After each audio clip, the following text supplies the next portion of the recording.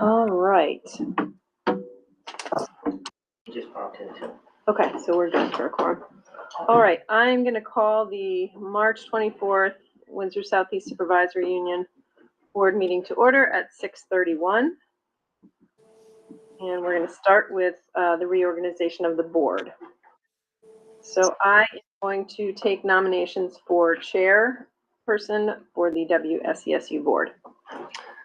I move to nominate Bill Yates to be the chair of the Windsor Southeast Supervisory Union Board. Do I have a second? Second. Bill, do you accept? I do. Okay, are there any other nominations? Hearing none? Any discussion?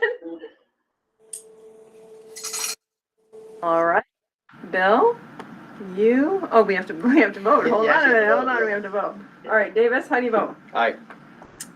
Bill, how do you vote? Aye. Nancy, how do you vote? Aye. Megan, how do you vote? Aye. Elizabeth, how do you vote? Aye. Sarah, how do you vote? Aye. Beth, how do you vote? Aye. And Amy, how do you vote? Aye. And Anne Marie and Heather just popped in. Anne Marie and Heather, we are voting on chair of the WSESU board, and Bill Yates has been nominated and seconded and accepted. So we are voting. Would you like to weigh in, Anne Marie? Aye. And Heather?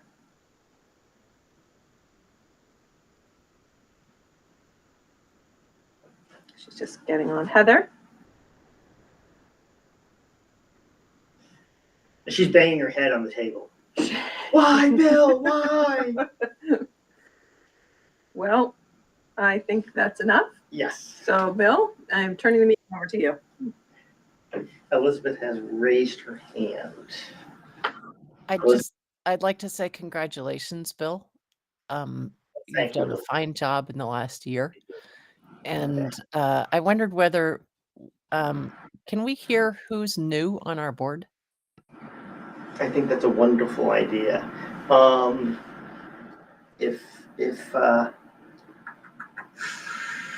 Is Megan Reed? No, Nope. She's not new. There's a different Megan. It's Megan. Heather, would you like to? Heather Bernada is new to the SU board.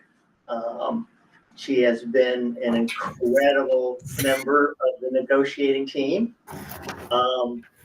And I'd like to welcome her. You want to say hello and introduce yourself, Heather? Sure. Hi, Bill. It's good to see you. So I'm Heather Veneda, and I'm actually at Heartland Elementary right now. There's my backdrop because my daughter is in the play, which is this week. Beth Roy's child, I think, is in there too. So anyways, so here I am. I don't know. I live in Heartland. I got 2 kids who go to Heartland. I teach at Woodstock Union High School. That's about the most exciting part. Welcome, Heather. And I said Megan because we have a new Megan Ware. Is that correct? Megan, Or is it no. not Megan? Wait, What? it's Megan. She used to be Megan J, but she's married to Willie Waite, so it's Megan Waite. Megan Ware. Okay. I knew it started with a W. Yeah. And she has actually joined the negotiating team as well. Hopefully in a very short stint because we are anxious to get done. But it doesn't look like she's here quite yet tonight. Yes, What town is Megan Way from? Wethersfield. Okay, I'm noticing that the website lists John Arison as the new Wethersfield board member. Yes, Sean, I was just going to say that Megan is our representative to the negotiations team, but John Arison, who I don't see is on yet, I was just going to call him, is our SU rep. Oh, I think we talked about that. Okay. Thank you for clearing that up, Anne Marie. We look forward to those new members. Moving on to the agenda, election of a vice chair. As we go through these, if those in the audience and the board members would like to chime in to remind us all who actually has these positions. I pulled up the You minutes. pulled them up? Oh, I got them. Christine is so organized. I got them just in time. Okay, so Megan Reed is the current vice president. Yes, okay. Or vice chair, sorry. So Megan Reed is the current vice chair, and she's been doing a fantastic job. Nancy? Nancy? No. Oh, I nominate, sorry, Megan Reed. Do I have a second? Second. Davis? Megan, do you accept the position? Accept the nomination? Yes. Okay. Oh my goodness. This is going to be difficult for me. Going around the horn, completely unready, reading stuff. Okay. We'll take a vote. Davis, how do you vote? Aye. Megan, how do you vote? Aye. Nancy? Aye. Elizabeth?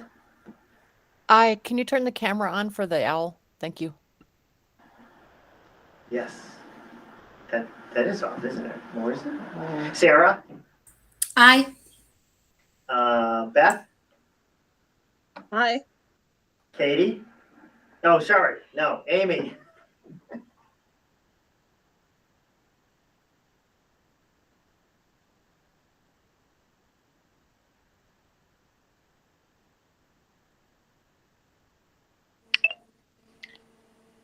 Can't hear anyone. Can't hear anyone.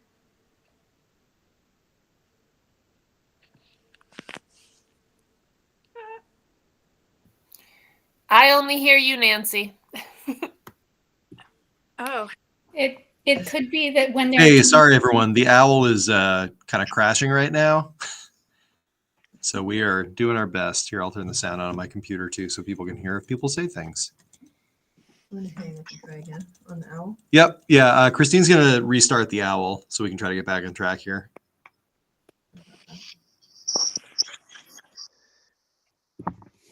Amy, probably where trying to start its little camera probably killed it.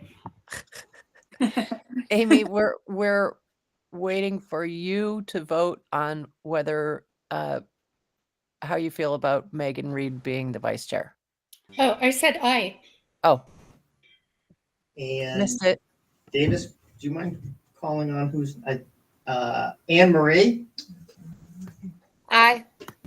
And who do we have left?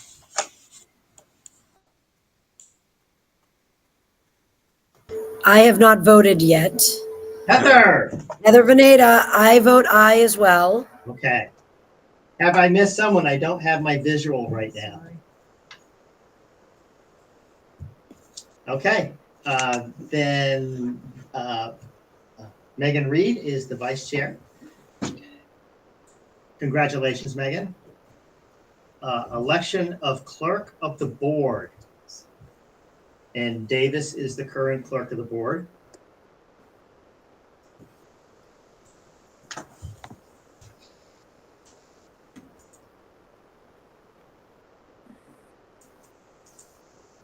Davis, I can't see who's raising their hand. It's Nancy, and I nominate Davis. Okay, thank you. Do we have a second? Second, Megan. Oh, outstanding. Okay, see if I can.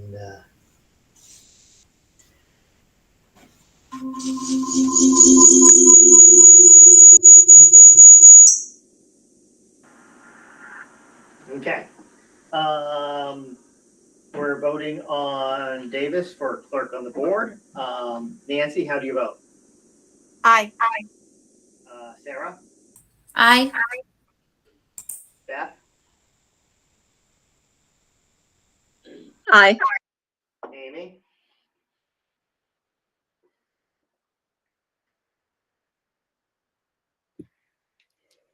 Did you say Amy? I did. Okay, I couldn't tell. Aye. Heather? I have a vacuum cleaner in the background. They're cleaning at Heartland Elementary. I can't hear anything. Megan? Or did I? Yeah. Aye. Elizabeth? Aye. Anne Marie? Aye. And I am an I. And I am also an I. And Davis is an I. Yeah. Thank you. Okay. Election of treasurer. Nikki Buck, Nikki Buck. she is accepted, even Yeah, though she's not here. Nikki said that she would accept any nomination, so do I have a nomination? I move to nominate Nikki Buck to be the clerk of the Windsor Southeast Supervisory Union Board. Thank you. Do I have a second? Election of treasurer. Davis, you're the clerk. Yeah. Oh, treasurer. Treasurer. Sorry.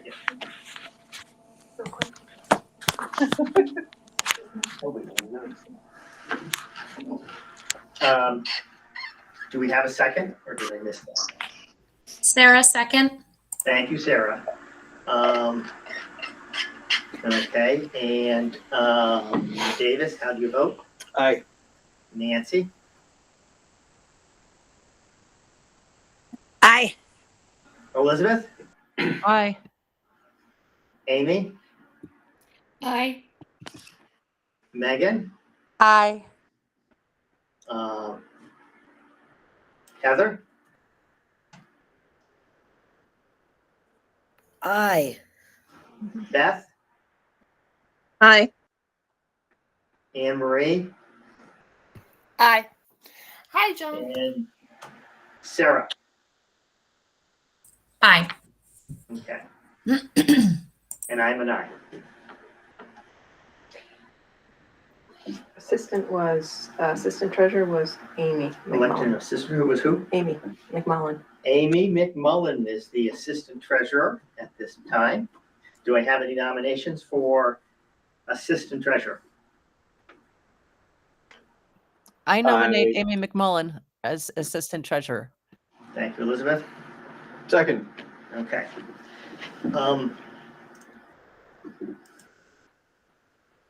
Amy, do you accept the nomination? I accept the nomination. Thank you. And Davis, how do you vote? Aye. Sarah? Aye. Anne Marie? Aye. Beth? Aye. Nicole, also here. Heather? I. Megan? Aye. Amy? Aye. Elizabeth? Aye. And Nancy? Aye. And I am an I. What'd you say, Christine? Oh, I was just saying Heather had her thumb up. Okay.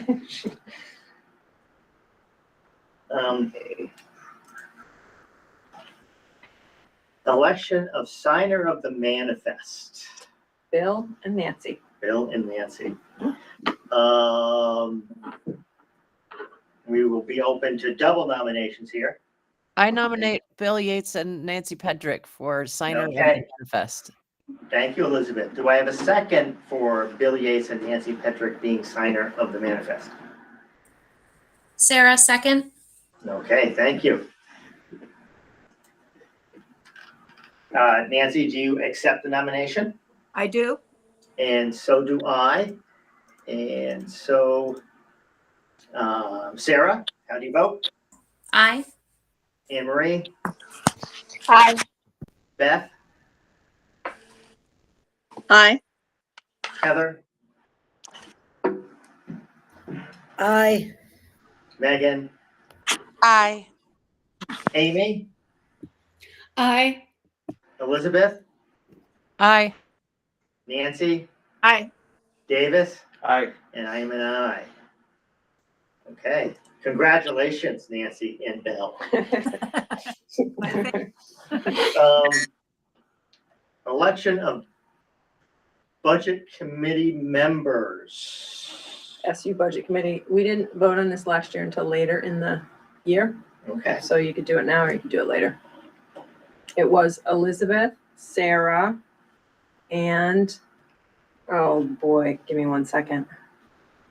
Elizabeth, Sarah, and Ryan from Heartland. Yeah. Okay. He's not a member of the SU board. Is that a requirement to be on the SU budget committee? I don't, Okay. not to me. Okay. I mean, it's up to the board, I think. It's a advisory committee and Yeah, it's we an meet on advisory. Friday mornings as we prepare the budget. He wasn't last year. Yes, that's correct. Ryan filled in because Hannah. No, but he wasn't on the SU board, I mean. No, Right, correct. yes. That's what we're saying. Yeah. Yeah, but he was on the committee. He was. He filled in. Yeah. How do people feel about this? Do we want to take nominations or? Okay. So Christine, could you repeat those? It was Elizabeth for Mount Escutney, Yeah. Sarah for Weathersfield, and Ryan for Heartland. Okay. Do we know how Ryan? Ryan was on paternity leave, so it worked out this past Okay. year, but it was Hannah and she was too busy with her work schedule. Yeah. So, but we can also wait until August. Yeah, I think we should wait on See this who's scheduled. because things will change. Yeah. All the way through summer. Yeah, So agreed. I just feel that would probably make more sense. Just for clarity, Bill, are we tabling this till July maybe? Or what's the? The budget committee starts meeting in late September or mid-September. Mid-September. Yeah, So we need to know by the SU retreat usually is Yeah, in August. August. Cool. Okay. Yeah. So I am gonna table this till August. Hopefully, the local boards will have a discussion about who they want to represent. And designation of official newspapers. I believe we have the Standard. Yep. Valley News. Yep. And the Eagle You Times. are right. Yes. That's what we have. So I know, is VT Digger on that list too? No. Not VT from, Digger tends to be the, yeah. Do we want to put? I think that's on the MASD. Yes, it's on Mount Scotty. Yeah.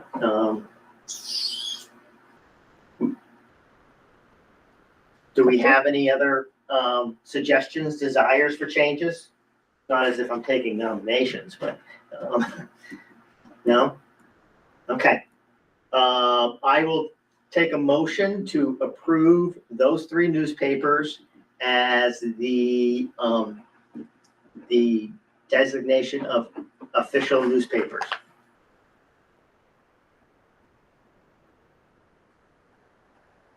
So I moved. so move. Like a second. Okay. All in favor, please say aye. Aye. Aye. Aye. Aye. Raise your hand. Okay, there we go. Establish of meeting day, time and place. To be perfectly honest with you, my preference would be to keep the day, and start at 6.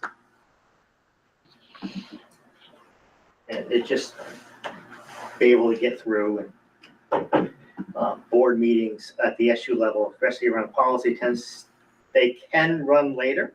And so getting home at 9 o'clock is a little much, and about after 8:30, my brain is fried. So I will take a motion to set the time, the day as, Wait. Fourth Monday. yes, Can we have some discussion on that? After the motion. after the motion. Okay. Okay, I will take a motion to have the meeting day on the 4th Monday. Monday of the month, and the meeting time at 6 PM. So moved. Do we have a second? Second, Megan. Okay, thank you, Megan. Okay, discussion. I would like to throw in that it's awfully early getting dinner for a family and then going to the meeting. Mhm. It would be hard for me, but I could do it, but it would be hard. Anne Marie? I agree with what Nancy said. Okay. 6:30 is a little better for my schedule. Okay. Does anyone else have feelings one way or the other? Heather? I'm a fan of 6 o'clock. We do 6 o'clock in Heartland, and I feel like I totally understand the dinner on the table and that all that stuff. But I think 6 o'clock gets us done earlier, which for me is like home for bedtime. Yeah, my issue is not necessarily feeding the little ones, it's getting them to bed, especially my little hyperactive young man. Amy, Your prince. my prince. So if it had been at 6 this evening, I would have been about 25 minutes late. Okay. So that is also, and I can't guarantee that I wouldn't be about 25 minutes late going forward. I would do my best to be available at 6, but work doesn't always cooperate. Okay. So it's kind of sounds like we're 50-50, sort of on the, do people want to try a couple meetings at 6 and see how it goes? Why don't we vote on whether to have it at 6 or 6:30? I think that's where we're at, yeah. Okay, let's vote. Well, we have a motion to have it at 6. And so if it doesn't pass, then we'll just have a quick vote to have it on 6:30. So I'll keep track. okay, Davis. Aye. Nancy. Nay. Sarah. Nay. Beth. I'm going to abstain. I don't have a strong feeling either way. So what's your vote? Oh, abstain. Thank you. Amy. I with reservations. Okay. Heather. I'm an I for 6 o'clock. Yeah. Megan. Aye. Elizabeth. Nay. Anne Marie. Nay. And I'm an I. Don't forget John, he's John on Harrison. now. John Harrison is on now. John.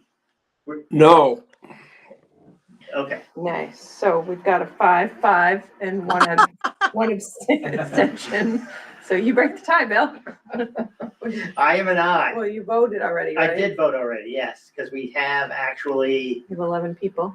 1, 2, 3, 4, 5, 6, 7. One abstention. yeah, one abstention, 5-5. Yeah. But that's 11, right? Yes, that's 11. So, which means 5, 6. Nancy. How about alternating for 4 meetings and Well, then voting?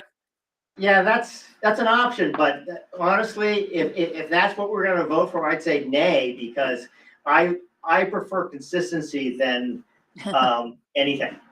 But that's my personal opinion. Okay, I will take a I would make Beth Roy vote. Break the tie. okay, Beth. Then I'll say aye. Sure. Okay, Twist my arm on something so dramatic. I know. Okay, so that passes. But to be perfectly honest with you, if it becomes an issue, I am more than willing to revote. I would make this a couple tries, and if it does become difficult for people to get here on time, then we will switch. Okay. So I appreciate like Amy's vote for with reservations. I'm going to keep an open mind.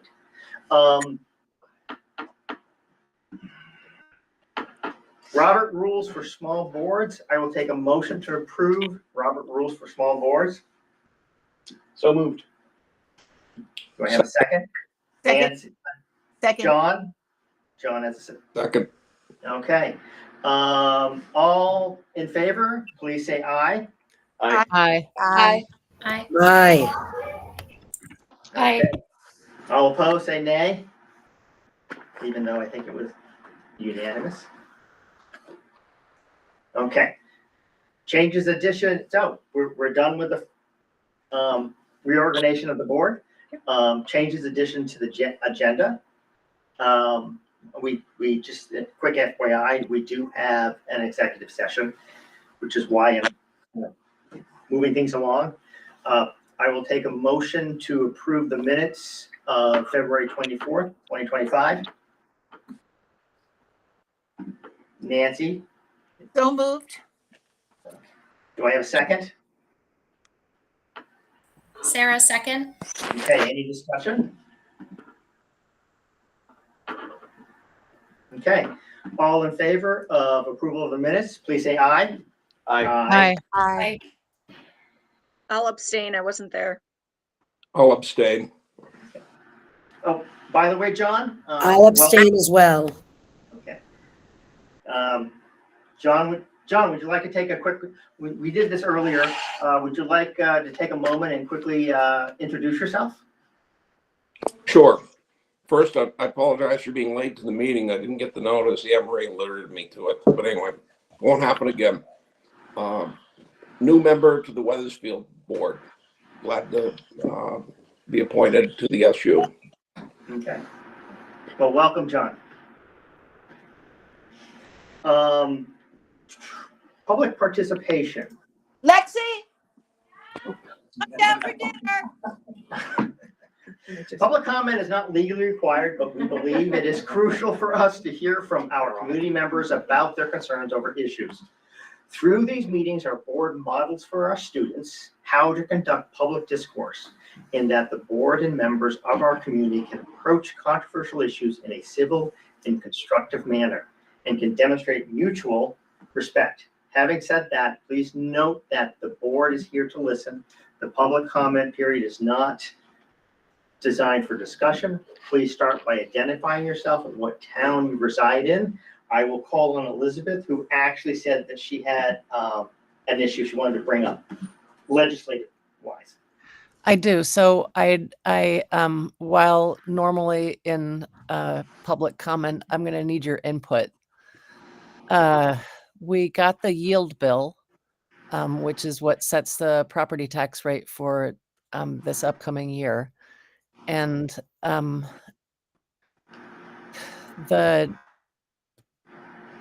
there's also a $77 million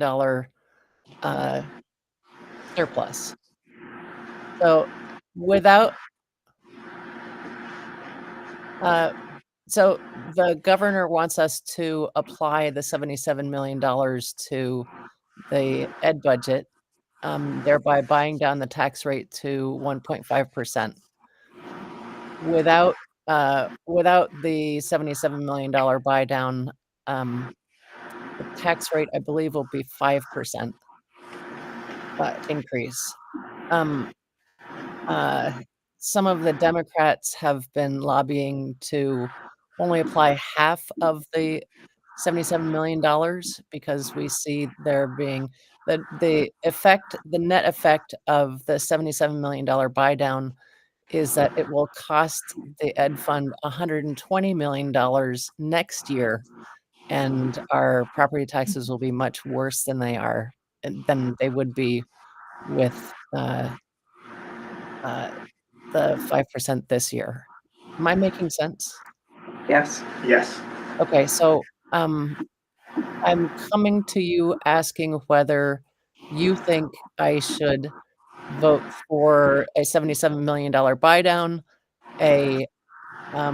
stow that $77 million somewhere, or an application of half of the $77 million to be used as, and by the way, nobody has talked about putting the $77 million into school construction or any of the other things that we are kind of desperate for.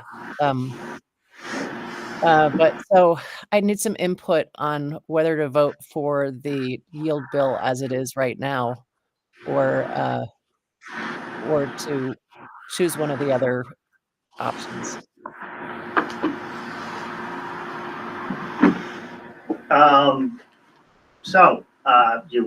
Public comment, we usually don't have a discussion, but Elizabeth is asking if you have input. John, you have your hand raised. Yeah, a question for Elizabeth. How did I couldn't find the yield number as it came out of Ways and Means. How did it compare with the one from December from JFO? It's much dramatically lower than the JFO number. That's not good news. No, it's an increase of 5%, and I think the JFO number was 12. So it is good news. So the percent increase is The percent increase is 7% less. The yield is higher. yeah. The yield is higher. That's without the buy down. With the buy down, the tax rate would be a 1.5% increase, but it would put $120 million into next year's deficit, which comes back to our school boards to try to eat away at. Okay. John, do you have input? No, that was just a question for Elizabeth. Okay. Thank you, John. Anne Marie. I would tell Elizabeth to vote no. I think all the school boards have already, well, most of them have passed their budgets. The voters voted on okaying that. If we go ahead with this buy down, it puts us in a horrible position for next year. With all the uncertainty, I really think that money should be being saved somewhere in case federal monies don't come in or something like that happens. I just don't think it's wise to use the money that way. Davis. Anne Marie. Yeah, just one quick question for Elizabeth. Is there any concept of what the impact would be for next year if they did that 50-50 buy down plan? It would still be a deficit of $60 million. But it is thought that would be more manageable than $120 million, because that $120 million has to be raised through the local taxes. Yeah. I have to agree 100% with Anne Marie, and I couldn't put it any better. I'd love to hear from someone from Heartland if you have any thoughts.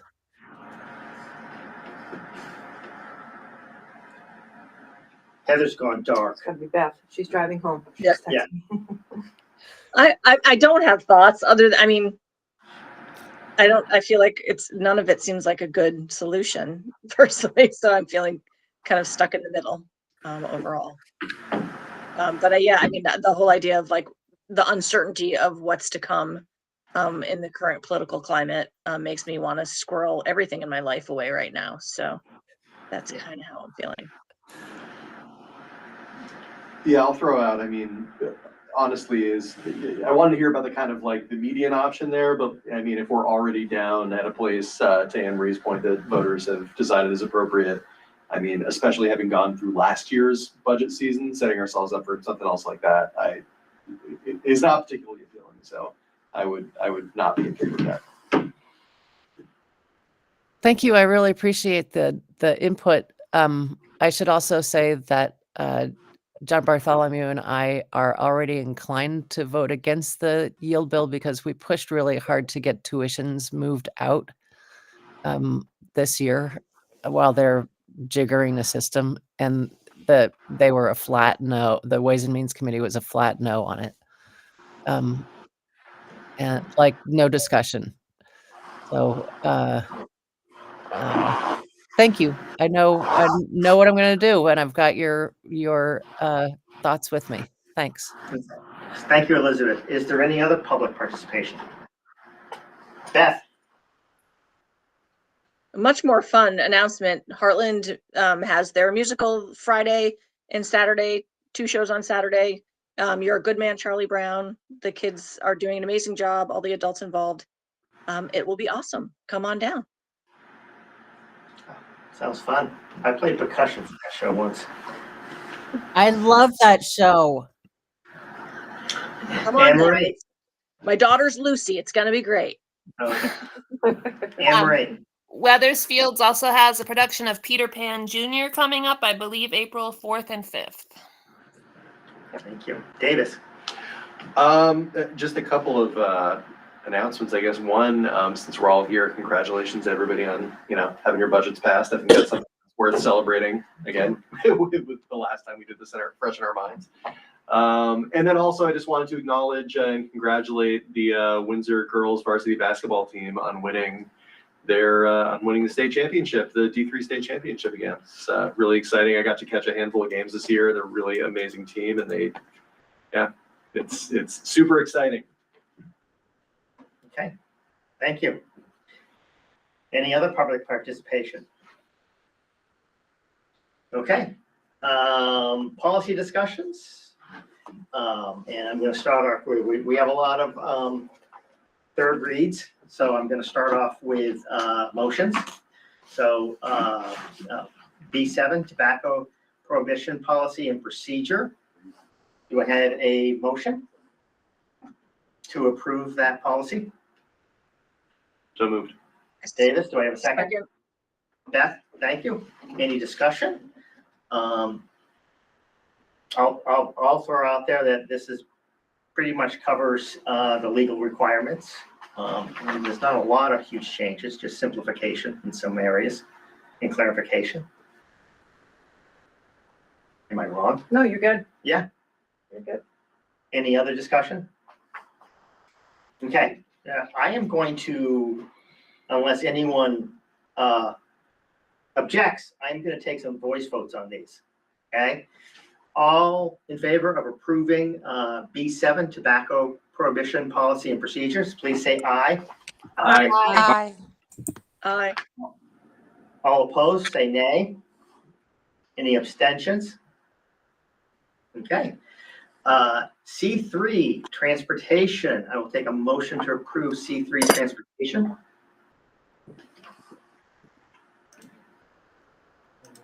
So moved.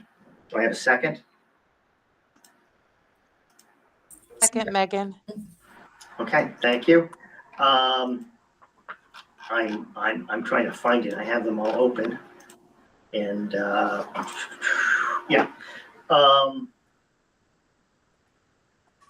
We had some significant changes in this in previous reads. And one of the issues of the first read was the fact that it would require us to guarantee transportation beyond what statute said. And so that, Christine, you want to just point out quick changes that? We left the word may in the Okay. policy, in the policy statement. I think the rest of it didn't really change No, it much. The didn't. procedures, I did update the procedures pretty significantly, but Yeah. they were pretty loose, so now they're much tighter. All right. So thank you. Yep. Any other discussion? Davis? Super minor note, but we would just make sure that where the paragraph that says where it is reasonably starts below the line where it says statement of policy. Yeah, I will, yeah. Lori fix that. I'm sure we're going to fix anyway. But Yeah. Otherwise, I think we made the change we need to make. Yep. Good. Okay, all in favor of approving, try my C3 transportation, please say aye. Aye. Aye. Aye. Aye. All opposed, please say nay. Abstentions, am I saying that right? Yeah. Okay. Got it. Yep. Okay, C6, participation of home study students. C6, And I think I just closed that. No. This is a very simple policy in which it just clarifying and what was changed. I think they just added. I think they added use of school facilities, as I recall. Yeah. Did you do anything to the procedure? I sure did. I kind of looked like you did. Pretty comprehensive now, so. Yeah, okay, so thank you, Christine. Yep. Any other discussion? Davis?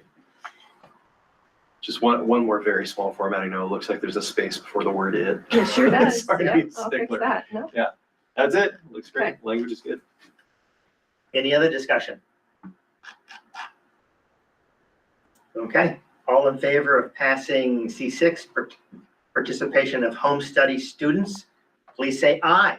Aye. Aye. Aye. Bill, just, who made the motion? Did Did Davis Davis? did, Okay. yes, and Megan. Megan, Megan, okay, thank thank you. short-term Yeah. memory. Yeah, I should write it down, although I didn't. I'm talking about my short-term memory. Yeah, I couldn't remember. Thank you, Davis. I will take a motion on responsible computer, internet, and network use. So moved. Elizabeth. Second, Beth? Okay, thank you. Any discussion? Just one note, actually, reading through this again. It might be worth, just on a skim, the term under 5A, control of access by minors to inappropriate manner on the internet and the World Wide Web is obscene. On 2, I think the term is actually child sexual abuse material, like legally tends to be used now, so we want to update that.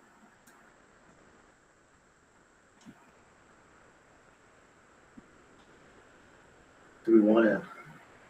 You can accept it with that change or pass it with that one change, or do you want to? Or do we want to see if that's actually the legal term? We I don't can, want to search for that term. Yeah. Yeah, that's something we do that. I mean, it came from the VSBA, Okay. so, If this came from the VSBA, I'm inclined to go with whatever they say. Yeah. Okay. So would I, but nobody wants to look it up. Yeah. Yeah. at some point, Okay. you might want to add it on to another Lawyer discussion with PH for. It's worth checking because I know from like Yeah. news coverage and stuff, And then CSAM is a. they feel it's important, we can change it. Okay. All in favor of passing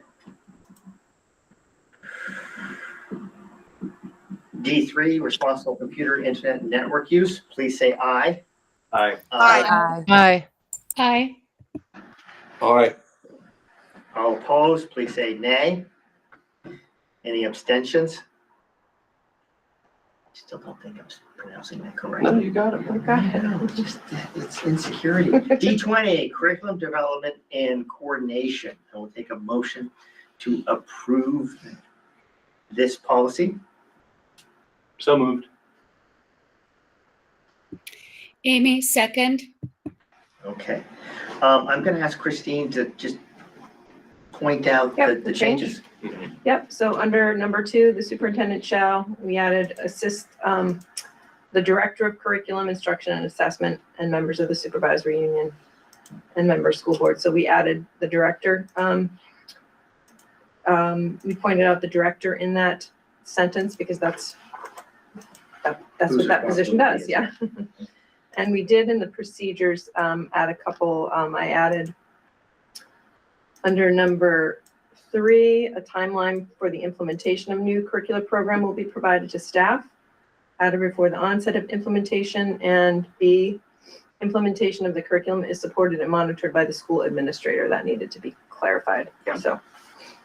Yeah, and I want to thank everyone who participated in the previous discussions on this. We actually cleaned up a couple things. Any other discussion? Well, any discussion? Davis, is your hand still up? Or Oh, shouldn't be. I kind of figured that was a, Whoops. okay. Way early. All in favor of D20 curriculum development and coordination, please say aye. Aye. Aye. Hi. Aye. Aye. All opposed, please say nay. Okay, any abstentions?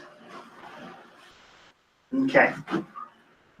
F23, capitalization of assets. And I will not take a motion because this is just the second read. Elizabeth, There is on page 2, the numbers don't correlate with what's above. Page 2. Oh, never mind. Yes, they do. yeah, Sorry. I have to admit, I'm not a huge fan of the first intent going numerical. That gets confusing, Elizabeth. So You want me to have her change that? it really depends on what's custom. You know, my preference is not anything important. What's customarily done in these. I'll ask her. I really don't think it is. I don't think so either. Yeah, it usually goes numbers, then letters, or letters and then numbers. Yeah, and actually, it looks like in the definition section, it follows that, and then it changes under admin responsibility. Yeah, So it yeah. makes sense to make Okay, it we'll change that consistent. for next time. And this was just the increase of the value down Yeah. there, right? Yes. That was, It's okay. federal guidelines. Yeah, Change it's, from 5,000 to 10,000, that's the only change. any other comments?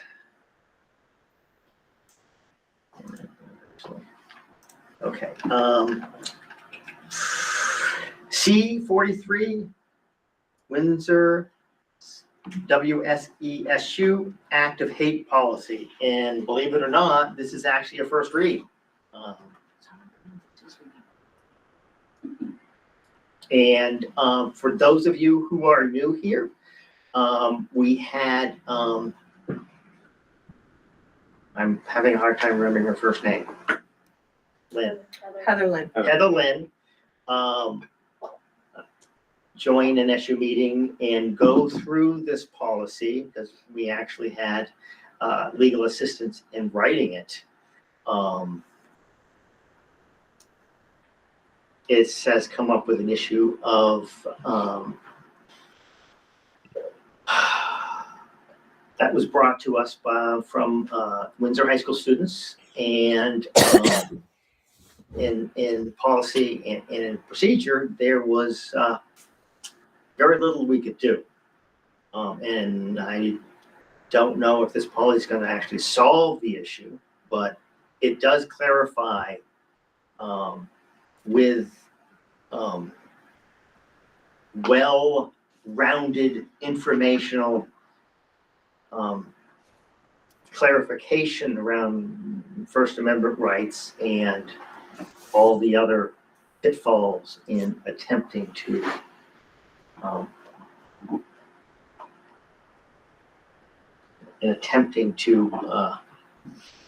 police hate actions and speech. I am at this point quite happy with this, but I'm not sure if it's gonna. But I'm really anxious to hear what other people think. Davis? So I do have some thoughts on the text, but I have my third style thing of the night. There's a letter K before Yeah, just non-disciplinary. circle that. You have got that one. Okay.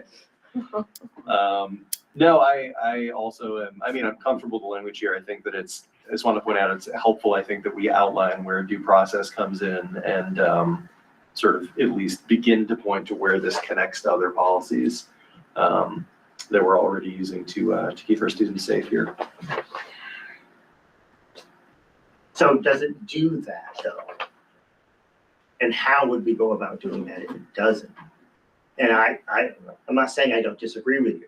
Mm-hmm. I'm just wondering who would do that, because I too think it's important to reference the other policy around harassment, bullying, where they may be applicable when applying this policy. Because there is a lot of overlap between those areas. It's under interaction with other policies. There's a section on page 3. Okay. I don't know if you want more than that, Davis. Well, I'm wondering is throughout, I think Beth, well, let's hear what Beth has to say actually first. I would just say, yeah, there's a lot, I think there's a lot of overlap with the hazing, harassment, bullying stuff, but that's not there protecting employees. So I feel like the really big role of this is to affect our employees from hate. Yeah. We already have sorry, I didn't raise my hand. It's okay, Elizabeth, go ahead. We already have protections for employees. Employees are completely protected. That's not what it seems to be the case all the time. What's that? I don't know. I've seen some circumstances that doesn't seem to be the case all the time. And I think that our employees need to be better educated about that law because it is. We took great pains to make sure that teachers all employees are protected under that law. It doesn't even have to be the person who is being harassed who files a complaint. It doesn't have to happen at the place of employment. It doesn't have to be severe and pervasive, which it was before. We removed that. It can be a one-off incident. It's all about having a non-toxic work environment. Right. So the question is though, person, and I don't know if this is Larry's point, but is that representative in policy yet? Has those legislative changes been shifted to policy yet? No, but do we need a policy to cover what's already in statute? Not necessarily, except that having But that reference. Does it cover, students? I mean, I can see how it, adults to adults, but is it covering students to adults situations? Repeated hate speech from students to adults. Is it things like that? I don't know. I let me look into that and give you an answer tomorrow.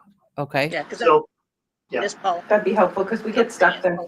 in all directions. Look at that. Yeah. But Beth, thank you for bringing that up. As this is just the first reading, I think that is something that's really important to investigate because I have heard about examples of that as well.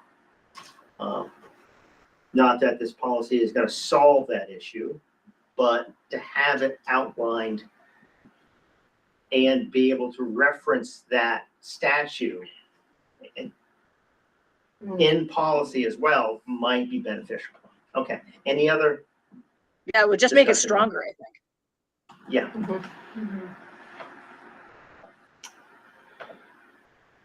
Okay. Just checking one quick thing. I just want to make sure we covered all of the policies that we need in so I think we talked about Title IX and HHB. Yeah. I just want to make sure there's nothing else because I just recently kind of compiled a bunch of those. So. Pardon me. I feel like transgender policy. Anti-racism. Yeah.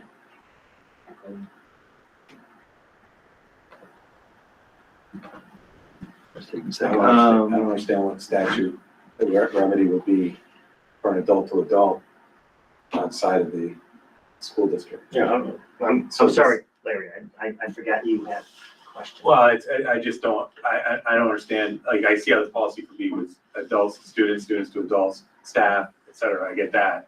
But a staff member inside the district and an adult outside of the district, whether a parent or whatever, post some stuff on Facebook about somebody online, I don't know what any statute would, I don't know if there'd be any remedy. So I'm confused about how that could be adjudicated, because this is a private citizen's feelings. Which is I guess. And this hate speech policy addresses those limitations really well. And You bring the parent in, I mean, yeah, I guess. Yeah. What if they refuse to come in? This is just students and staff, right? I was talking about what Elizabeth was referring to. I don't understand the remedy for yes, Davis. some, I'm teaching third grade. Davis? Yeah, so the policy that, we might want to include C15, student conduct and discipline, in the ones that interact with it. I was gonna say, I knew there was like a third one that directly talks about. Yep. Yeah. Yeah, this is gonna be a I'm gonna run it all by Heather. Yeah. If that's Mhm. fine with all. Yeah. Oh, yeah, absolutely. yeah, this is gonna be a work in progress. Yeah.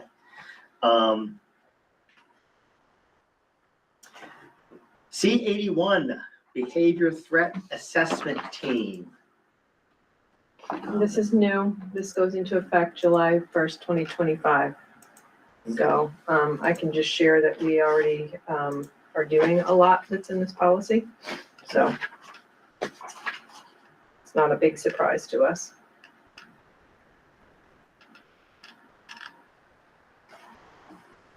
And it comes with procedural requirements. It does. And reporting requirements. Yeah.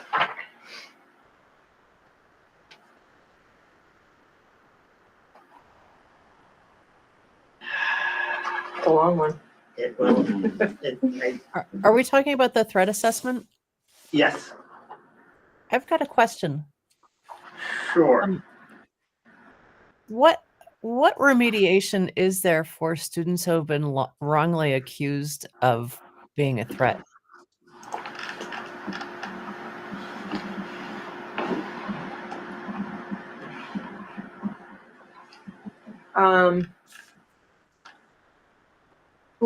Students who are wrongly accused? Yeah. I would say there needs to be conversation about that and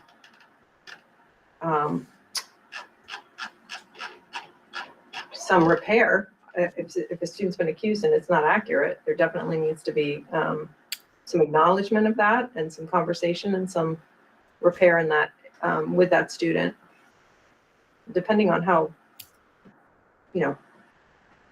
and how far reaching that is, right?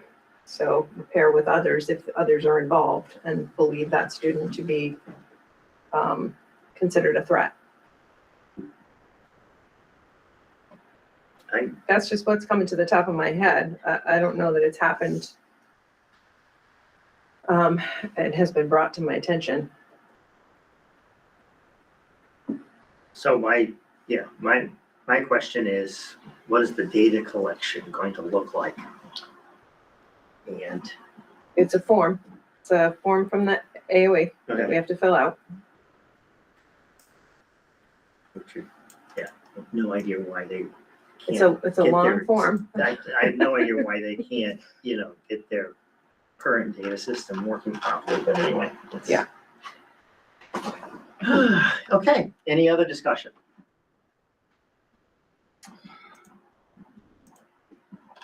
Administrative report. Okay.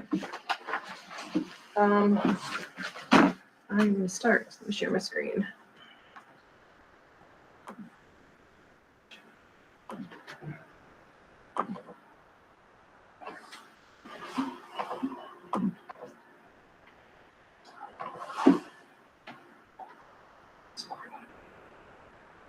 All right. So I'm going to start by connecting us with our goals, like I like to do. Our strategic plan goals, culture and student wellness. Some of this was mentioned during public comment, but I couldn't go without sharing that our girls are champions again, state champion, D3 state champions. Yeah, I know, it's pretty awesome. Congratulations to all of them and their families and the coach, Cabre, who's been a coach with us for quite a while, and who has 2 daughters on the team, which must be pretty special for him. We had, so there's a picture of a community engagement night at Windsor, which went really well. It happened to be on the night of the semifinal game, so attendance was a little bit lower than we'd hoped, but anyway, there are 2 more at the elementary level planned. that night there was a middle school engagement night as well. So some pictures there. We've got kids in Costa Rica. So Catherine Engwald is there and Hannah Claire with some high schoolers in Costa Rica. We also have students right now in Mexico. So I don't have a picture of them, but they are there. They made it safely. We had at Wethersfield an event on around St. Patrick's Day where the kids designed leprechaun traps, and it was very educational because they had to plan it out and write their steps and create and tried to catch the leprechaun. So that was pretty fun and made lots of smiles. And we had an assembly at Heartland and Wethersfield recently, and Tracy will talk more in her report, but it's called Ryan's Story, and it is a presentation from John Halligan, who is the parent of a student who was bullied, and it was quite a powerful and impactful presentation. And I will say that our students were incredibly respectful, emotional. It was a pretty sad story, and I think it'll go a long way in helping us with some prevention around bullying. So, yes. Just a quick question. The community engagement nights, do you have the dates for the next two of those?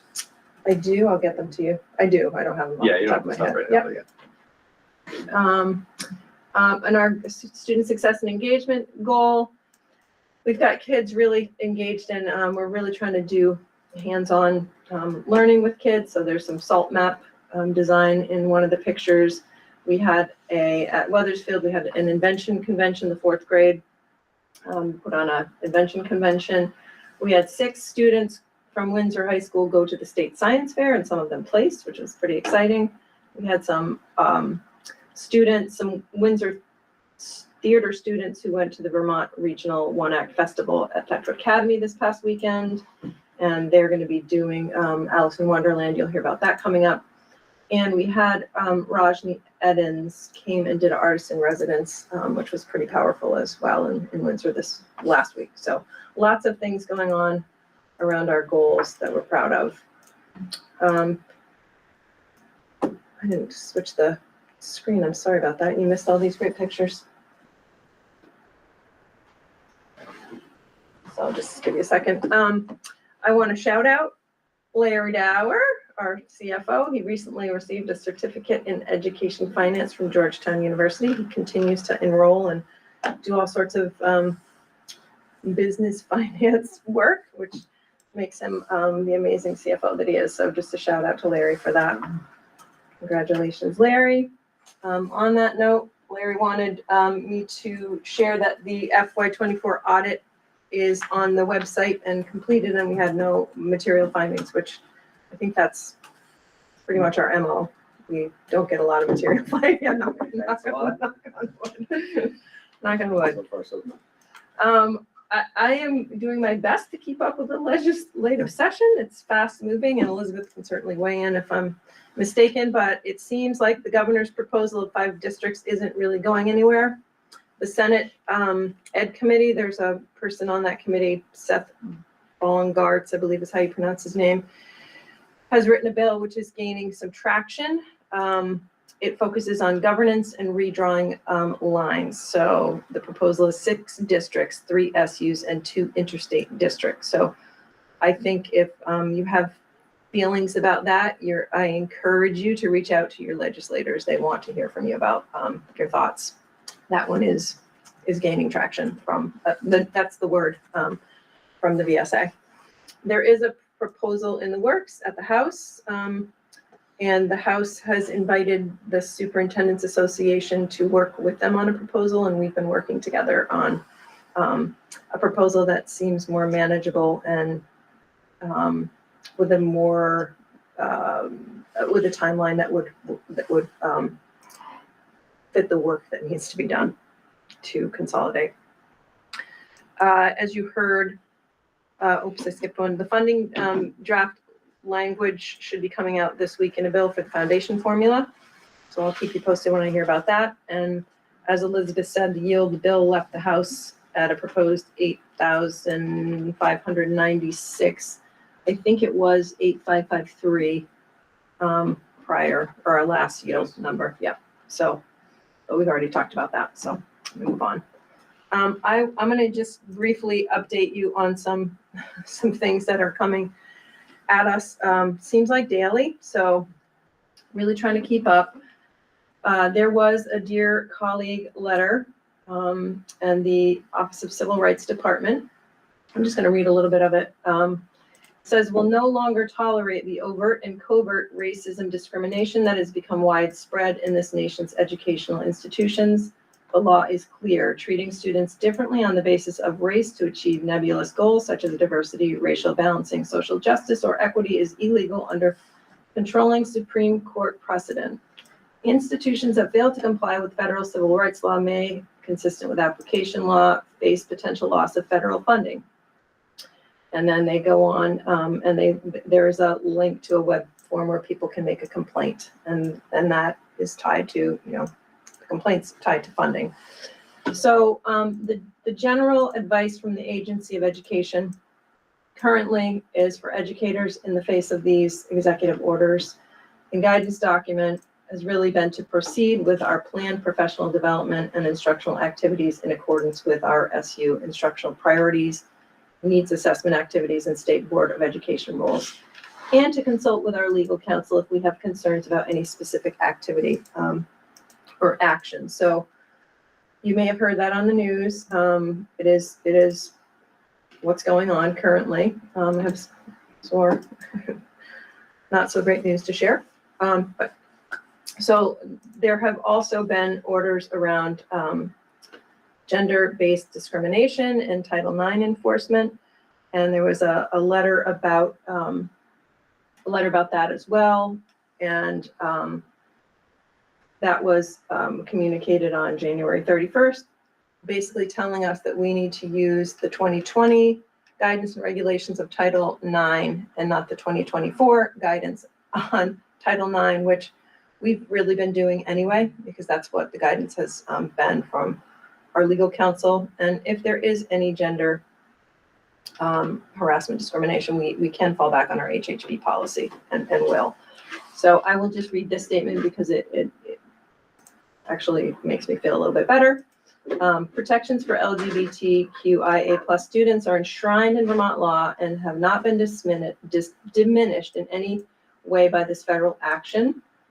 Transgender and gender nonconforming student best practices and laws for the prevention of hazing, harassment, and bullying remain in effect, and the Agency of Education will continue to provide guidance and oversight consistent with these state laws. So the agency is telling us we can just continue as is, which is good news.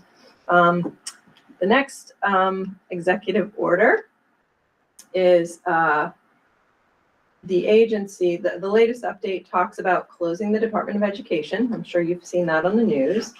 And returning authority over education to the states. It directs secretaries to ensure programs receiving department funds terminate illegal discrimination obscured under the label of diversity, equity, and inclusion.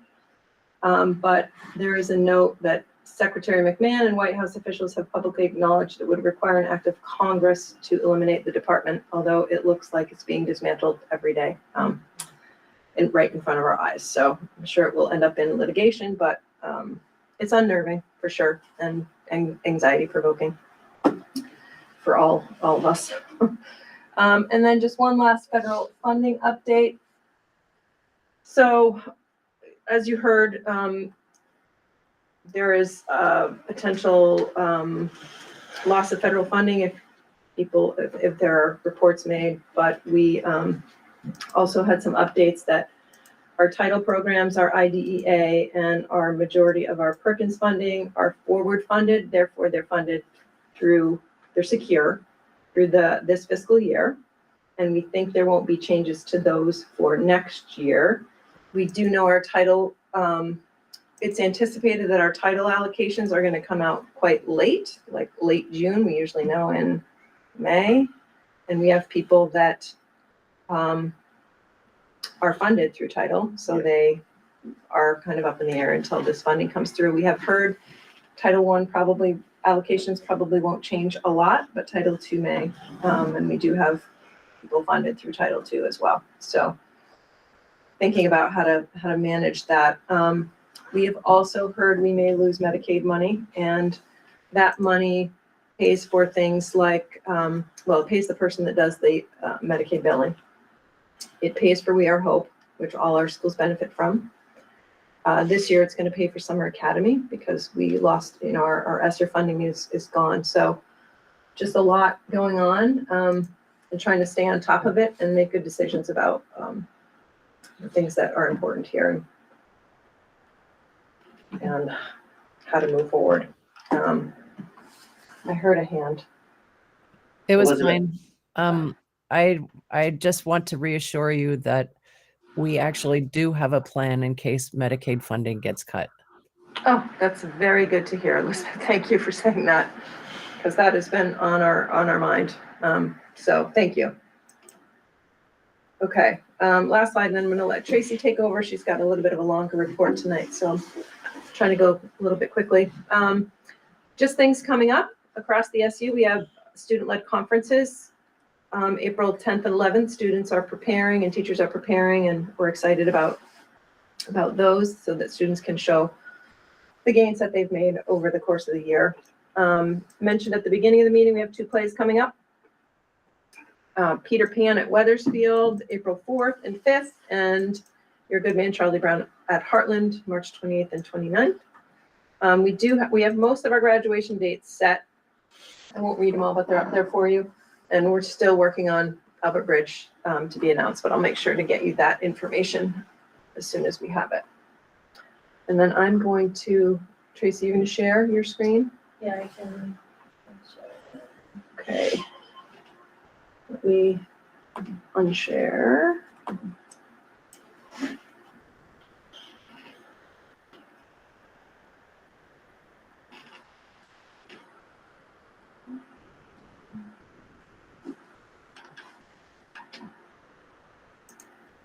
Okay.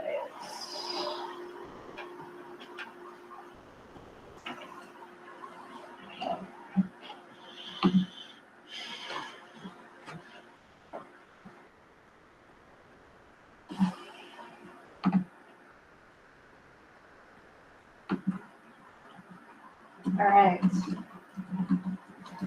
All right. Hello, everyone. Glad to be here with you. Heather and John, nice to meet you both. I'm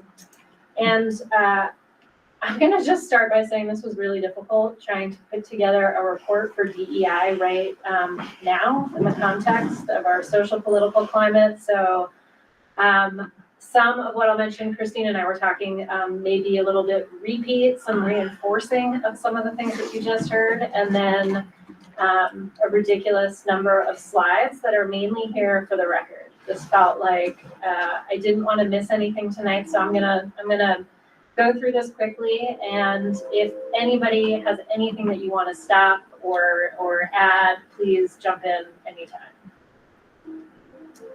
So also starting with, our themes, our goals, our values here at WSESU, and a ton of gratitude and appreciation for you all as a board. I mean, I don't think I can say enough about how amazing this board is and to work with, and I know that I would not have a job if it weren't for this board, so I appreciate the ways that you all continue to both be committed to the work of diversity, equity, inclusion, and invested in it. So, and it's because we all know that this is about belonging and connection, but like the kind of belonging that we're not asking people to hide parts of who they are, right? Is that so that everybody can show up with all of the most amazing things that they have to contribute without changing the system, right? And that's what makes us stronger, better, all the things. I don't know if y'all have seen this comic before, but I love this because it's basically depicting there are a bunch of people trying to get into this building and there's snow, and somebody says all these other kids are waiting to use the stairs, so when I can get through shoveling the stairs off, then I'll clear the ramp off. They say, but if you shovel the ramp, then we can all get in. Right? So, I mean, that's what this, at the heart of like DEI work for me is definitely, it's about all of us. It's about improving circumstances for some so that we all benefit. I know, like, when I started this work, it was back in 2012. I never imagined that people would be attacking DEI because we used to talk about it as a way of helping to support people becoming better humans. And I think that's what we're here to do. So just want to stay grounded in that. And that it's better for everybody. This is not a scarcity game. This is not a zero-sum game. This is like, if we can close the gaps for some, then we're actually going to make it better for everyone. So just to lightly touch on the current social political climate, all of these things are happening every day, every hour. We've got political corporate backlash. We've got all these criticisms about things that are happening, divisiveness, more polarization in our communities, lots of anti-DEI attacks and examples, as absurd as, who's flying helicopters and anyway, lots of chilling effects, reinforcing stereotypes. All of these things are happening. Some of the activities are more directly impacting education. So there's a great summary resource. This is actually linked in that top right corner from a group called Education Council that is keeping tabs on all of the things that are happening in education, what the status of some of those orders and actions are, and it's a great way just to stay informed about what's happening. So what you're seeing on this page is the top left is the most recent, or one, I may have missed something today or in the last couple hours, but that's the one about about dismantling the Department of Education, which I think is unlikely, even though, like Christine said, it seems to be happening, right? There's a lot that it's just like, how is this even happening? Because we know Congress would have to approve that. So anyway, tracking that, there was an executive order that came out March 1st, designating English as the official language of the United States. The thing that's important to note about this is this could threaten funding for our English language learning programs. So that's one way this could impact it. And it's 11% of all U.S. students are English learners, and we know that that's increasing, right? With I imagine with younger students too. So one of the many impacts, the Dear Colleague letter that Christine mentioned, I'll talk about that in a little bit too, and how there's a lot of confusion right now. There's a lot of confusion and people don't know what to believe or what to think, but I'll get into that in a little bit. Keeping men out of women's sports. There are also some links in here that I put in, knowing that Vermont supports a lot of these, Vermont AOE supports best practices for schools regarding transgender and gender nonconforming students. There's a great FAQ from Outright Vermont that talks it's linked in the slide and directly addresses this executive order and has a lot of amazing information in it. So again, just a couple other things. Education Council is a great resource for staying up to date on what's happening with the executive orders. Couple of things that I just wanted to pull out. Again, some of these may echo what Christine shared from our state of Vermont AOE. Executive orders do not have the authority to override, right, any of the laws that already exist, which is really important to know because I think a lot of people are seeing executive orders and they're assuming this is somehow law. These are not law, and a lot of these things are being challenged. So executive orders on their own do not have the authority to override any of these rules, especially state statutes.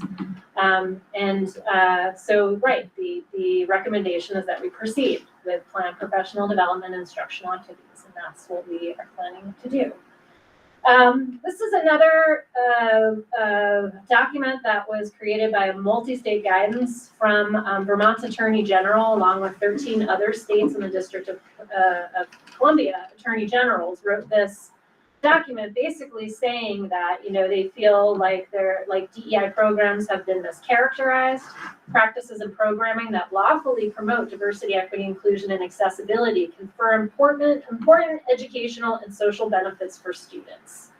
And also in response, again, to this Dear Colleague letter and this FAQ document that the U.S. Department of Ed put out, these attorney generals say that neither of those, have the force of law. So they cannot disturb, right, some of what's already happening in our classrooms, some instructions and all of that.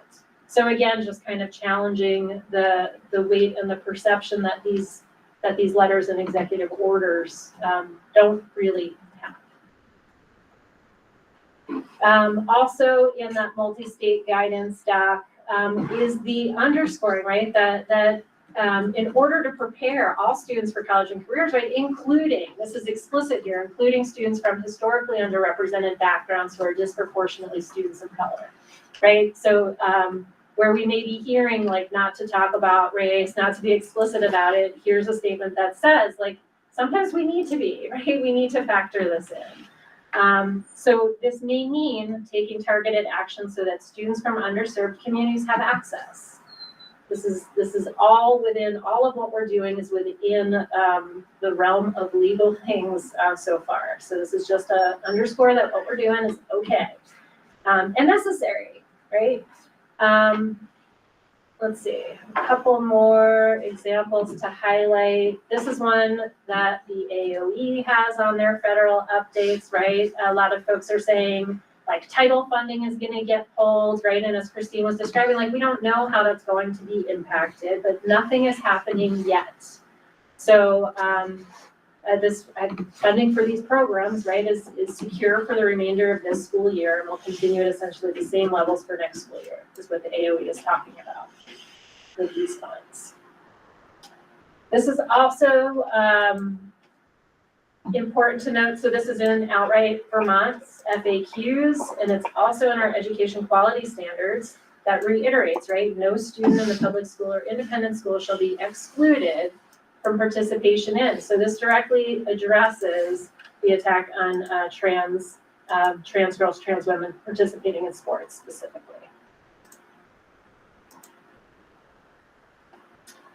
We also know that federal law, like the federal government does not control our state curriculum.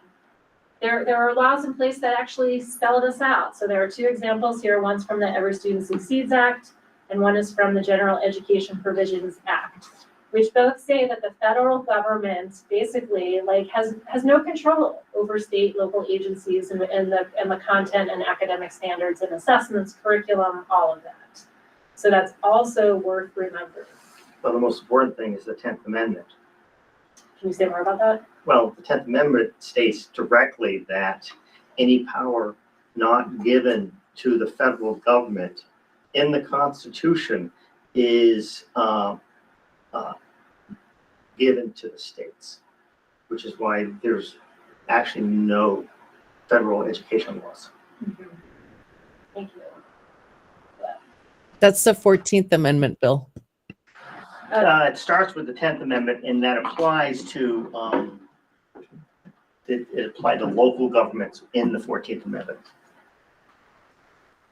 So that's good. Yes, it's the last Bill of Rights, the 10th Amendment. Yeah. Yeah. So, I mean, we know that not everything that's happening right now is constitutional, right? I mean, Right. there's a lot of a lot happening. So just some of what I wanted to capture here is just for the record and just to remind us all like of some of the things. This is just a way of spelling out some of the things that DEI is and some of the things that DEI is not. I don't know that I'll go through all of these, but you know, the arguments on the left-hand side, right, are that like DEI is just about race, or it's about censoring material, supporting patriotic education, indoctrinating children. And the one thing I just want to say about indoctrinating children and youth into things like gender ideologies, we already do that. We have two boxes that we put everybody in on their board, and we say, if you are, you know, like we're already indoctrinating. We're already indoctrinating students, youth into ideologies. And so just to say that out loud. DEI is not about shaming, blaming, you know, it's not about lowering standards. So again, just spelling a couple things out. This is about bringing out the best in everyone. This is about building community together. This is an example I used when we were doing an all staff training, right? It's like if you had an orchestra or symphony, right, where every instrument was the same. I know they're slightly different in this image, but just imagine that these are all exactly the same, like cellos, right? I mean, that's not a symphony or orchestra, right? You need the diversity. You need people with different skills. You need all of this so that we can make beautiful music together, right? It makes us all better. And the reality is too, is that DEI kinds of things really come into play in so many different aspects of what we do institutionally. So this was just an attempt to capture some of, when I thought about reporting out like where we're at with DEI, I mean, really it fits into everything that we do. And it's not really, it's about how we do what we do. And I'll mention like we're starting to look at using an equity filter or lens, which will allow us to continue that kind of integration across so many different programs, policies, practices, all of it. All right, I'm going to keep rolling along. So again, please jump in, any questions and comments along the way. I'm going to shift a little bit to just pulling up some highlights that connect with the instructional leadership plan. This is how I organized the report last time to you all and highlighted some aspects in this plan. So one of our goals is that all staff, students, teachers, administrators, and board will participate in ongoing capacity building, training, and support. So again, this is just a snapshot of some things we're doing. I don't think I included all of them, but this is the schedule that we've been working on. We've had equity coaches who are also leading staff meetings. I've been meeting with administrators one-on-one and then as a group once a month. So yeah, there's a lot of meetings and capacity building happening, including we had the in-service dedicated to DEI on January 6th. We also had a follow-up restorative practice DEI session at the early release last Friday, and Wethersfield had their support staff participate in it, which I thought was a great idea. And then John and Mary will be back to do another support for restorative practices May 23rd. I mentioned using an equity lens or filter, which at the last administrative team meeting, we started talking about how we can do this, right? And it's basically taking from the AOE has a tool. And so it's using questions that ultimately end up surfacing more questions. So these are the kinds of questions too, as a board, it would be great for y'all to think about, right? As you're developing policies or coming up with different practices. These are the kinds of questions we can also be integrating. If we're integrating this, like there's an article that somebody wrote about equity LASIX, right? Instead of thinking of it as a lens or filter, what if it was just LASIK and it was just, this is how we see the world. I mean, I think about this all the time personally, right? If I'm buying something from a store, I think about who owns the store. Am I supporting a Black-owned business, in this purchase? Like, what are all the ways we can always be applying a filter or lens? So this is something that we are talking about. How can we get more practice with this next year and integrating it? We'll get practice this year. This year is not over, but like really integrate it next year because it's going to help us identify the gaps. And that's what equity is all about. Like, where are the gaps and how can we fill them so that everybody has what they need to succeed?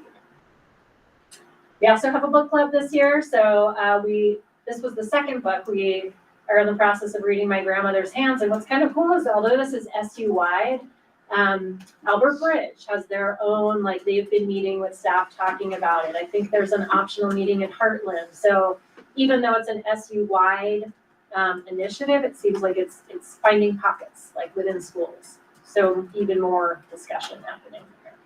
If y'all haven't read this book, I definitely recommend it. Okay, so the second goal in culture and student wellness is about creating and sustaining safer, braver spaces across our SU. And some of the ways that we're doing that, hopefully it seems a little familiar, is talking about and trying to integrate and practice some group agreements or norms. This comes up a lot with administrators, also in our buildings. If we're going to be able to have difficult conversations, if we're going to give each other feedback, if we're going to talk about things like race and racism and transphobia and all these things, it's really important to have a shared set of values in how we're engaging in these conversations. It makes it a lot easier to have hard conversations. Again, these come mostly from courageous conversations. As Christine mentioned, we had Ryan's story presentation, which was, I mean, it was really powerful. We heard from John Halligan, who really appreciated the attention that students were giving him. And he navigated through a power out in Heartland when he was doing the assembly there. He was also recommended to us by Amanda Garces, who is with the Vermont Human Rights Commission. And so they've been doing a lot. I mean, they've been doing a ton of work. She led the social and ethnic studies, like Act 1 work, the EQS work. She works for the Vermont Human Rights Commission. Anyway, she recommended having Ryan's story presentation and then pairing that with some train-the-trainer, upstander, bystander intervention trainings that are offered through them, and also in partnership with the Vermont Student Anti-Racist Network, the Education Justice Coalition, Outright Vermont. And so there's an opportunity on April 11th, for students to participate in this train-the-trainer program, and they had to apply and be accepted in order to be part of it. And we have 2 Windsor Middle School students who will be participating in this training on April 11th. And our hope is that we can do, maybe even have them come and do like a cohort training for students at our SU.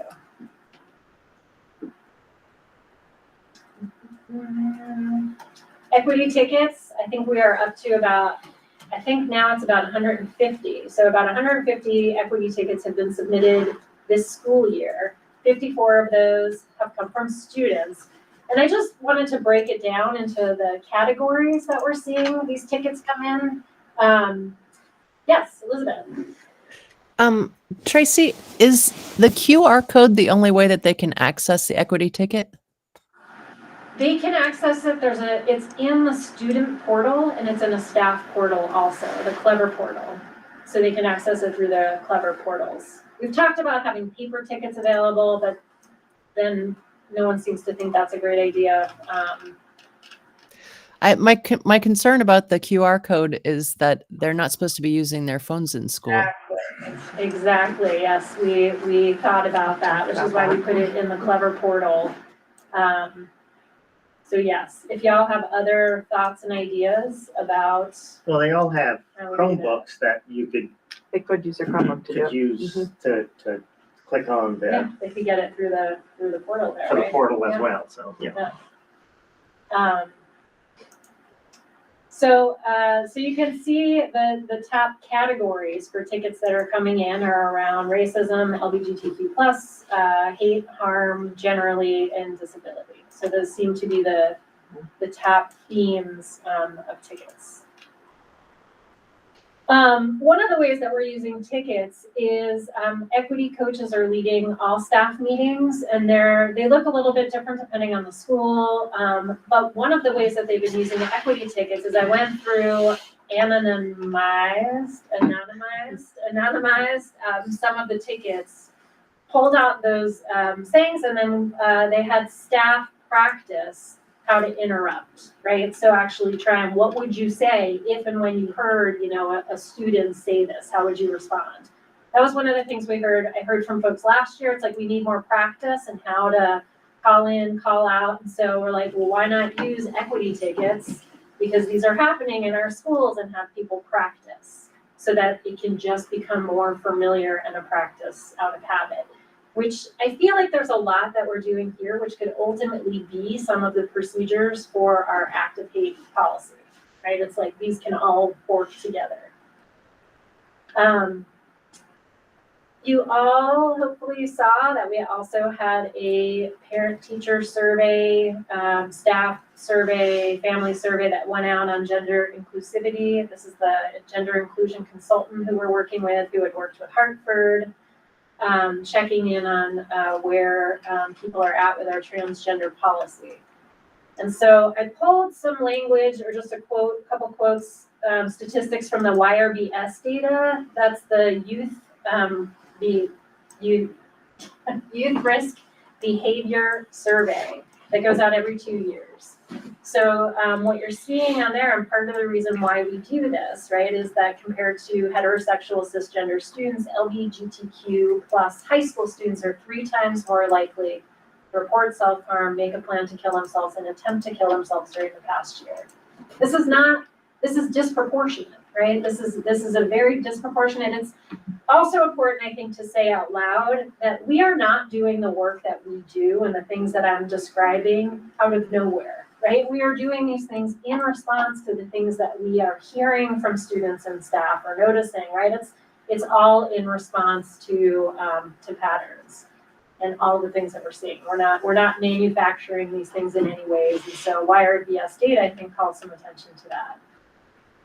More specifically, I'm sorry, this has a lot of information on it. This was just a snapshot of some info that I pulled out of Windsor specific data. So you can see, like, when we're looking at the high school, and these are all self-reported, right? But you can see anywhere with an asterisk is statistically significant, right? So you're seeing that first line, self-reports of being bullied in the last 30 days. Females, LGBTQ+, and students on IEPs all reported a statistically significant higher level of feeling like they were bullied in the last 30 days than their counterparts.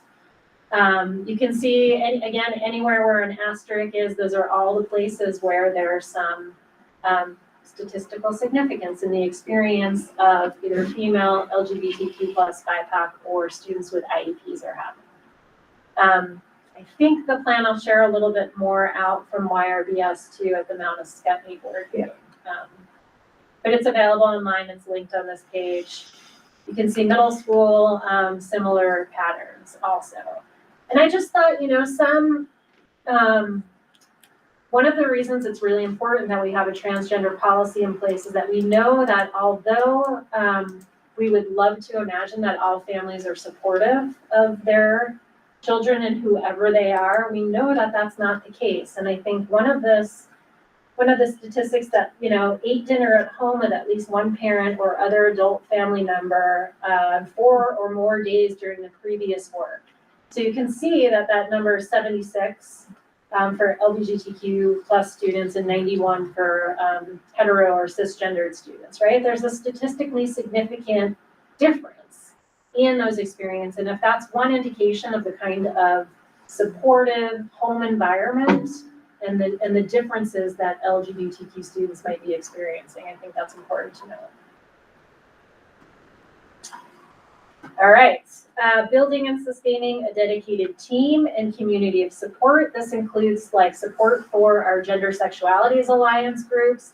And I love, this was a tabling event that they did during lunchtime. It went really well. The students had baked goods that they were selling for donations, and really they were available to answer any questions, to talk with other students who might be curious or just want to come over and support, be allies. And I love how this even says that the Windsor High School GSA aims to create a self-welcoming space for students of all identities, right? This is about, again, working together, rising the tide to float all boats, and making sure that we have safe spaces for students who identify as LGBTQ for the data just shared, right? It's important that they have spaces to connect and be able to be supported. Equity coaches, I had a long meeting with them, and in reflection of this past year, some of the things they share that they think have worked well is they appreciate the conversations that are happening more in their buildings, more with their administrators. Again, just more openness and talking about some things that are connected or related to DEI. Having student groups, having colleagues more involved, having a position in our SU that is dedicated to this work were just some of the things that they mentioned that have been going well.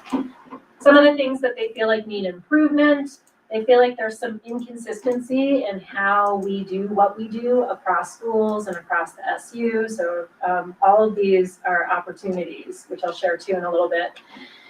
Navigating the comfort of their colleagues, right? Again, why we have these group agreements. We have to keep building the norms to be able to have some discomfort, and that doesn't mean that we're unsafe. Having time for students to do this, the way that discipline works, follow-up repeat offender, some of the things around our behavior matrix. Again, these are all things that we're planning to update anyway, so it's good to have this input.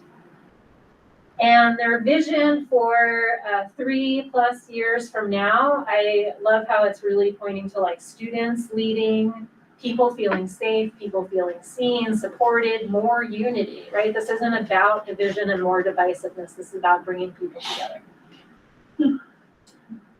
Working on hiring practices, which we've shared some, also developing, we've got like a slide deck that we could do a comprehensive training for any hiring managers, and also a reminder that we do have in our policies our commitment to diversifying our workforce. And then these were some additional goals around student learning. So some ways this is showing up is that a number of us on the admin team have been going to these EQS sessions from the Vermont Principal Association and having time to just think about what does this mean for us to really integrate these. And that's also where we met some of our speakers who we've had, like Susanna Davis, who was at our January 6th in service, Rajni Edens, who's a poet, spoken word artist, who we had speak and also do the residency. These are just, again, remembering why these things exist, right? Like I said, we're not making this up. We're responding to things that already exist. So there was a report that came out in 1999 talking about racial harassment in Vermont public schools, saying that it was pervasive in our public schools and not a priority, right? Which led to Act 54, Racial Disparities in State Systems, 2017, how education is one of the 5 state systems in which racial disparities persist and need to be addressed. Why we do what we do. This is why the EQS are all about anti-racism, anti-discrimination, culturally relevant practices, all that good stuff. On the left, this was one of the most beautiful examples about how we can imagine integrating things like Leader in Me, right? One of the Leader in Me habits, and this is a shout out to Mary Richter, who's one of our equity coaches and school counselors in Windsor Middle. She said she used ChatGPT, and when she ChatGPT Leader in Me habits and Black History Month. And then, so the middle school did this whole project around the 8th habit, which is find your voice, and students had an opportunity to pick a Black figure. I think there was a certain time range where they lived, to do some research. They shared posters. So it was a great combination, integration of how we can do this work in a pretty seamless way. And so, again, just highlighting acknowledgements during the month and how can we weave those in even more so that the shortest month of the year is not the only time that we're talking about Black history, and that we see that as our history. Now I'm gonna have to. And yes, this was just Rajni Edens' donated materials from Little Pataka, and I think I've got a couple more, but I'll just leave you with some opportunities. Pretty good. Pretty Yeah. close. Yes. So we have a lot of opportunities to continue to just strengthen and sustain what we're doing and how we're doing that. So I will leave it there. Thank you. Yes. We do have some things. Resignation. Yeah, we do. Okay. Great report, Tracy. Yes, That was thank you. super awesome. Thank you. Really comprehensive. We have a resignation of an SU employee, Jeannie Wade, for the end of this year. So we want to just let you know because we want to post that position Yes. before the end of the year. And we do not need to vote on that. Right, just letting you know. So we're going to post that one. We have a termination, and I'm going to recommend the termination of, it is a paraprofessional. And You do have to say her name. I can say her name is. And I concur, and so does the union. She just hasn't been coming to work at all. So, Did you say you want me to say her name? well, I think if we're gonna vote on I it, can say her name. we Yeah. have to. Jessica Smithers. Okay, I will take a motion to terminate Jessica Smithers. So moved. Do I have a second? Second. Okay, any discussion?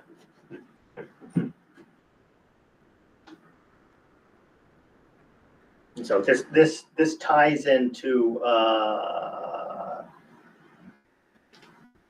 E.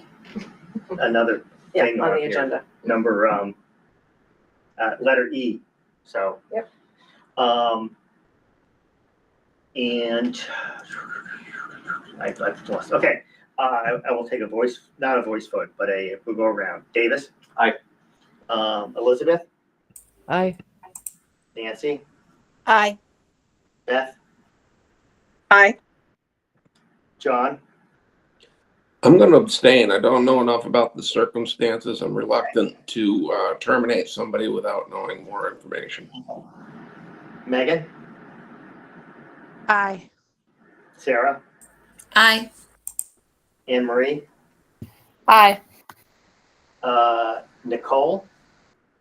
Aye. Heather. Aye. And I am an I. Okay, thank you. Okay. Retirement. Yes, we have a retirement of Doreen Coro, and I just want to read it because I told her I would. She's writing to announce her formal retirement from Windsor Southeast Supervisory Union as a paraeducator effective June 30, 2025. I would like to thank you and the entire SU for the opportunities given to me over the 26 years in the district. I've enjoyed working with so many amazing people, but most of all, the students that have brought so much joy into my heart. I am finally ready to move on to the next phase of my life. I will miss you all greatly. So I just need to read that to you. So. And I congratulate her. Yeah, Say 26 that years, a long time. I am jealous. A lot of those years with me. Yeah. Substitute pay.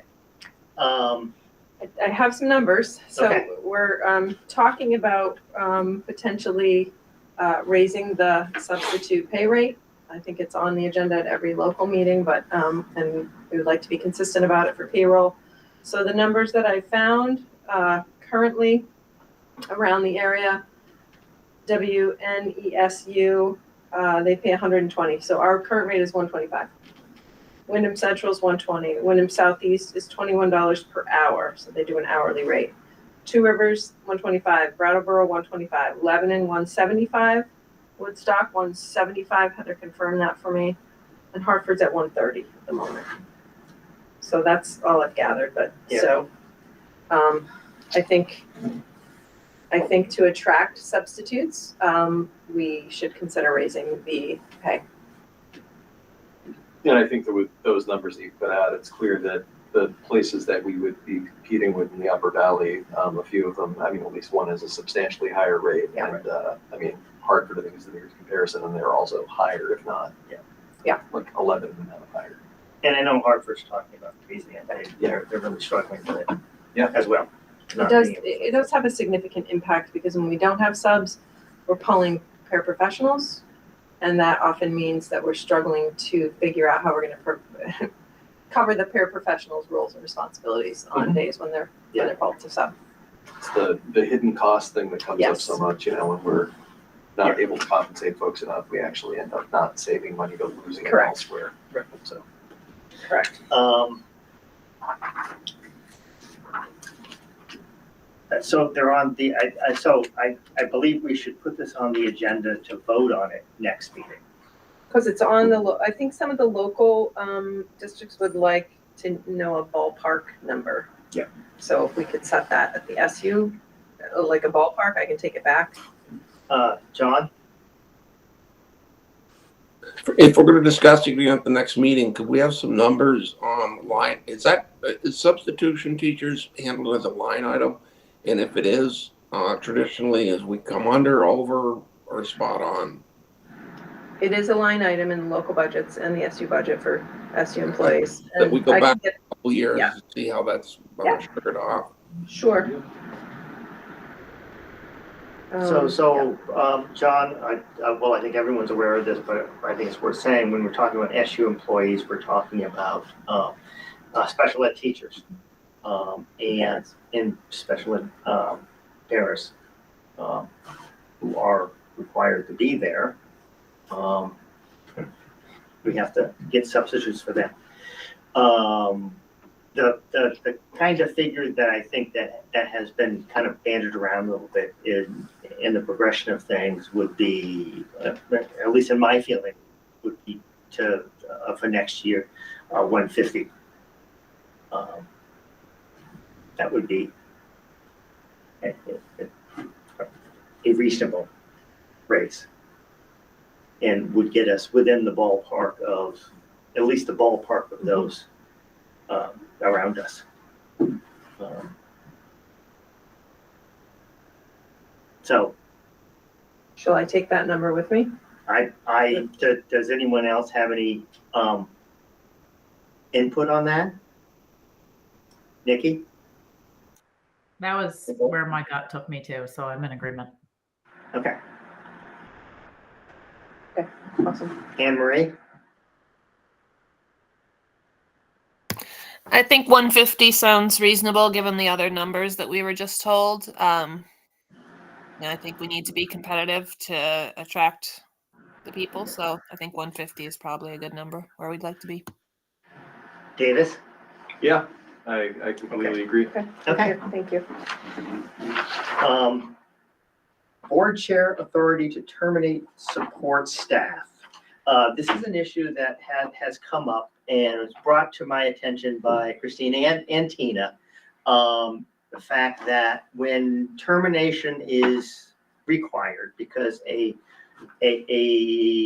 staff member, usually a support staff member, is not coming to work and hasn't directly resigned, and a complete lack of communication, I think it would be appropriate for the different boards to give the board chair the ability to act in accordance with the board if it's going to be a long time before the next board meeting. One of the things that convinced me that this probably should happen was the fact that until an employee is officially terminated, it can't be, the position can't be advertised. And so if this happens 3 weeks before a board meeting, that really is an opportunity that should be moved forward. The thing that happens is sort of to balance it out is that there's an issue. Tina and Christine get together. They communicate it with the union. The union, of course, for the most part, is in agreement because this person is just not coming to work, and they're not communicating why they're not coming to work, and so everyone's in agreement. I think it would be then be, if at some point we vote on it, even possibly tonight, the board chairs would act for the board to satisfy the contract requirement. This isn't in policy. It's in the contract that the decision would be made by the board, and that's appropriate because, of course, the board is the actual employer. But I think if there's a time worry about getting the position advertised, moving on from an employee that's not working on, that's working out. I think if it's a Mount Scottney School District employee, then Christine would contact Davis. If it's a SU employee, they should contact me, and the same thing with Wethersfield and Heartland. And then that board chair is acting as the board. There's Discussion. also, Yes. well, I was going to say, there's also, times where we have to, while we're waiting for the board meeting, we have to put someone on paid administrative leave. So it also can cost money. Right. While we're waiting. That's all. Yes. So my only question, I think that rationale for having chairs have that authority makes a lot of sense. Just, because again, when you have somebody who is like, not showing up or not able to show up, you're undercutting the ability for the rest of the people in that system to functionally do their job, especially when it comes to support staff.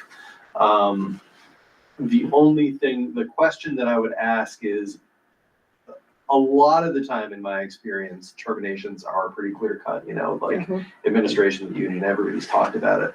I would just say that in those rare cases where there is maybe a need for discussion, or it does feel more like a margin call, I'm assuming the chair would have the ability to say, this one feels off, or I want to be able to talk before this, we can kick it out. That's the exact reason why I don't want to in any way create a policy in which administration can just go ahead and terminate. Absolutely. I'd like that board chair in terms of timing to act as the gatekeeper. And if there is any question in mind, then that board chair then has the power to call an emergency meeting. Absolutely. And so that's why. John? That's what I was just going to mention, that the chair can call an emergency meeting with 24 hours notice. So I'm not sure it's appropriate to give the chair the authority to terminate somebody without the other members' input. That is true. That is a point, which is why this needs to be discussed and reviewed. But a lot of times, John, the termination is very clear cut. And so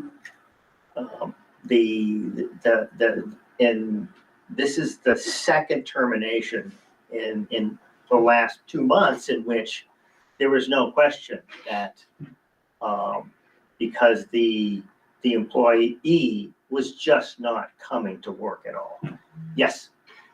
I think too that if we end up doing this in the interest of the board still being aware of what those decisions being made, I think that we should make it practice, whether that's through a procedure or just some kind of memo, how we've done it with things that don't necessarily need to be policy, that we would inform the board at the subsequent meeting of the entire situation, like why that decision was made, what the kind of in and outs of it were, so that we can, just so that everybody's on the same page, even if we're not scrambling everybody in, you know, emergency meetings to do this. And to take it to the next level, I have no issue of actually looking at creating this as a policy. Sure, yeah. Either, and that might just solidify, because if there's a policy, then there can be a procedure. Sure. And so, but this is something that I wanted to bring up in this meeting so that we can get it on the radar and get it solved sooner than later. So. Okay. So in the interim. Do we have any? I think Tina was hoping that in the situation of, we call it no call, no show, right? Yep. They're not calling in, they're not showing up, we're reaching out, nothing coming back to us, that the board chair could make that determination and obviously share the information at the next meeting, or share the termination at the next meeting. Well, I'm happy to take a motion to give the board chair that power, but we can only do that for the SU. Yep. Yeah. And it's mostly, most of our paraprofessionals are SU employees, so. So I will take a motion, and if people aren't comfortable with it, they can say no. I will take a motion to give the board chair the to make a motion to give the board chair for the remainder of the FY 25 school year the ability to approve the termination if there is a time factor involved, and to communicate that to the rest of the SU board. So moved. Okay. Did anybody write that down? Well, I was trying, yep. Okay. Do we have a second? Nikki, second. Okay. I'll go around. Davis, how do you vote? Aye. Elizabeth? Aye. Nancy? Aye. Beth? Aye. John? No. Megan? Aye. Sarah? Aye. Anne Marie? Aye. Nikki? Aye. And is Heather with us? I'm still here. Okay. Aye. Okay, thank you, and I am an aye. Okay, thank you, everybody. And so for the remainder of FU 25. Yep, got it. And they're required to Report. contact the rest of the board. Yep. And it's only in times where the time is a factor. Yep. Okay, those are the 4 points. Okay, and executive session. Yes. And Okay, I'm so, not fully, is it? yeah, we're going in under, sorry, VSA 313 15. 1A 1A. contracts. Yep. Okay. Yes, we're going into an executive session. I will take a motion to go into executive session to discuss contracts. So moved. Second, All in favor, please say aye. Aye. I. Aye. Aye. Hi. aye. All opposed, say nay. Abstentions. Maybe it's my hearing aids. There you go. All right, let me Okay. turn the let me stop the recording. See who's in the room here.